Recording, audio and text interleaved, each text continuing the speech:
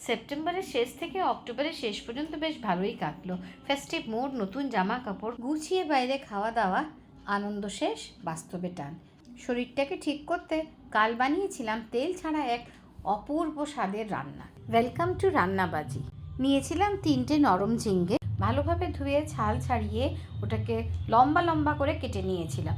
প্রত্যেকটা ঝিঙ্গের থেকে একটু কেটে চেখে নিলে বোঝা যাবে ঝিঙ্গেটা তেতো কিনা। এরমভাবে কেটে নিলে ঝিঙ্গেটা খুব তাড়াতাড়ি সেদ্ধ হয়ে যাবে। এবারে একটা ছোট্ট হাঁড়িতে নেবো প্রায় 1 কাপ দুধ, আর তার সঙ্গে দিয়ে দেবো 3/4 কাপ জল। দুধটা যেই একটু ফুটে উঠবে তাতে দিয়ে দেবো কেটে রাখা ঝিঙ্গে। লো টু মিডিয়াম আছে এটাকে রান্না হতে দেবো। এর মধ্যে দিয়ে দেবো একটা তেজপাতা আর খানিকক্ষণ ফুটতে দেবো। মাঝে মাঝেই নেড়ে দেখে নিতে হবে দুধ যেন তলায় না লেগে যায়। এরপর এতে দিয়ে দেবো 3-4টে কাঁচা লঙ্কা, গোটা বা চিড়ে দুভাবেই দেওয়া যায়। ফুটতে ফুটতে যেই একটু পরিমাণ কমে আসবে দুধে তাতে দিয়ে দেবো স্বাদ মতো নুন।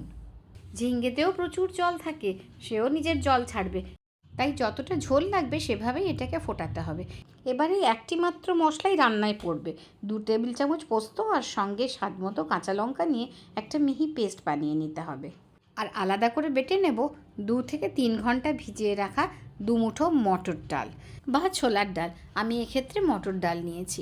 মটর ডালটাকে ভালোভাবে বেটে নিয়ে স্বাদ মতো নুন আর অল্প চিনি দিয়ে দেব। দিয়ে ভালো করে ডালটাকে মিক্স করে নেব। একটি ছোট চামচ নিয়ে তাতে ডালের থেকে ছোট ছোট গুলি নিয়ে আস্তে আস্তে করে দুধের মধ্যে ছেড়ে দেব। 2 থেকে 3 মিনিট একদম নাড়াচাড়া করব না, আর গ্যাস একদম লো ফ্লেমে রাখবো। যেই এই ডালের বড়াগুলো একটু শক্ত হয়ে যাবে তখন এটাকে আস্তে করে নেড়ে চেক করে নেব যে ঝিঙ্গে আর ডালের বড়া সব সেদ্ধ হয়েছে কিনা। ব্যাস, রান্না শেষ।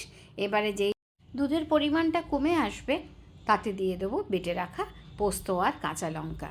এই পর্যায়ে উপর থেকে দিয়ে দেবো অল্প চিনি। হালকা মিষ্টি স্বাদটা বেশ ভালো লাগে। গরম গরম ভাতের সঙ্গে এত ভালো লাগবে, একবার বানিয়ে দেখুন। বানানোর পরে আপনার মনে হবে এ তো রান্না নয়, যেন একদম ছেলে খেলা। খেতে যত ভালো আর ততটাই সহজ, একবারে তেল ছাড়া রান্না। রান্নাটা যদি ভালো লাগে তাহলে একটু আশীর্বাদ করবেন, লাইক শেয়ার এন্ড সাবস্ক্রাইবটাও করে দেবেন।